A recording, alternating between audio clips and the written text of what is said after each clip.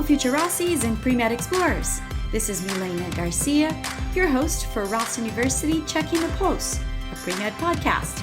This is our mini podcast featuring facts and information about our medical program, insights from current students, and tips from practicing physicians.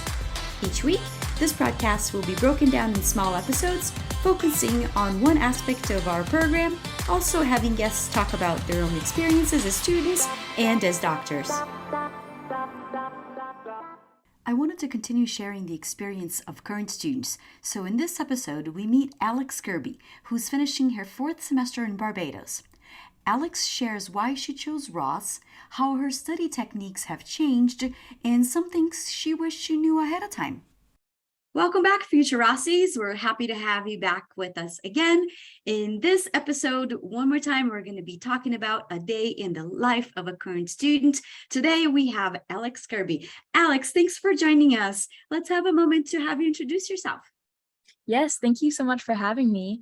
My name is Alex. I'm originally from Atlanta, Georgia, and then I went to the University of Alabama for 4 years, majored in biology, and then that next fall, I went straight into Ross. I didn't really know much about the medical process. I was the only doctor, nurse, anything in my family. A lot of my friends that thought they were going to apply to medical school also deferred because I was applying right in 2020. So this is right at the beginning of the pandemic. So there were a lot of bumps in the road. I just applied and took my MCAT, had to take it twice. It got canceled twice.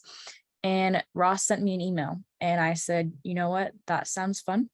Sounds like a good option. I hadn't applied to any other Caribbean schools and I applied, ended up getting an interview and getting in. And for me, it was either start at Ross or try and figure out the whole interview process again. And so I decided to go to Ross and I'm really glad that I did. And we're happy to have you. And of course, we're fully supporting you and want to see you successfully complete your program as well. Tell us, how was the adjustment from Alabama to the island? So it was definitely an adjustment, but it was something that I felt like I needed, especially in the middle of the pandemic when we've been stuck inside for a year and a half. I was ready for something new. I've been on the island for a whole year now. So I started my first semester. I'm one of the few that actually started their first semester. I thought it was really fun. It was something new for me. It was something exciting. I always wanted to go somewhere different for medical school, and Barbados is probably as different as you can get. So I thought it was exciting for me personally. And how is life in Barbados now? How have you made it home? It's definitely different. I would say when you're going off campus or outside of Coverly, which is the village where we live, but inside of Coverly, it's very homey, very familiar because you're living with all of the other Ross students, which is something you don't get at other medical schools. We're all there together.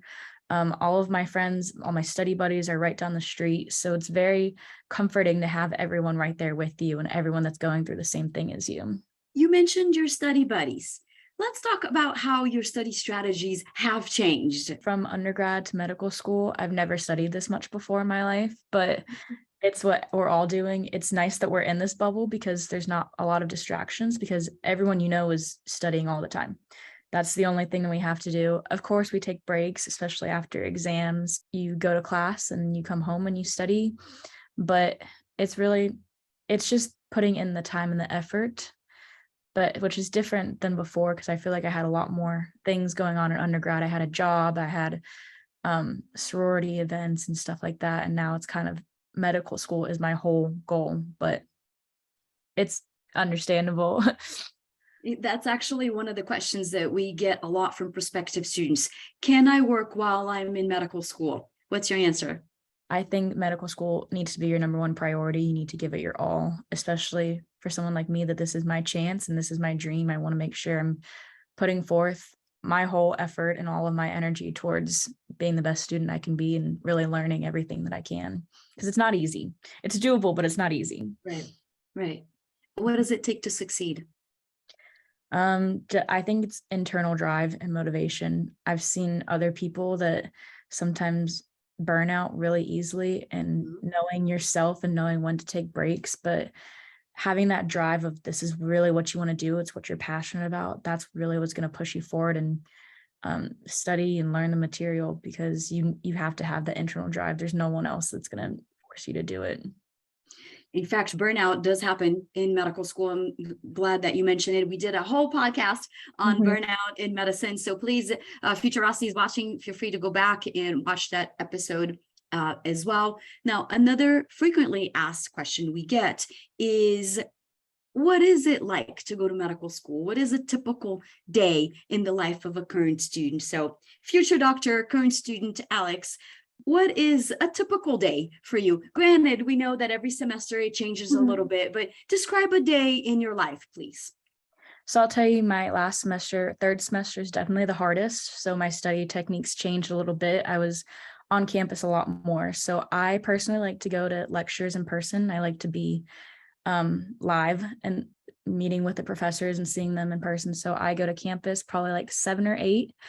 Lectures normally start at 8 or 9 until 12. So I'm just sitting there absorbing material. Then we grab some lunch. I'm normally in with a whole study group. And so we'll grab lunch either at the cafeteria or walk down to Starbucks or something. And then I pretty much stay and study until I get tired. I would say probably 4, 5, 6. I have a study room that I go to every single day. It's where I like to go. And then I come home, and then based on what I have going on, the nighttime is what changes depending if I have like a club meeting. Sometimes I'll meet my friends for dinner at the square, go to the gym, or sometimes I'm just too tired. I come home, make dinner, and go to bed. So that kind of depends on the day, but Monday through Friday, it's lectures in the morning and studying in the afternoon. And you mentioned you like to watch the lectures in person. What is the other option?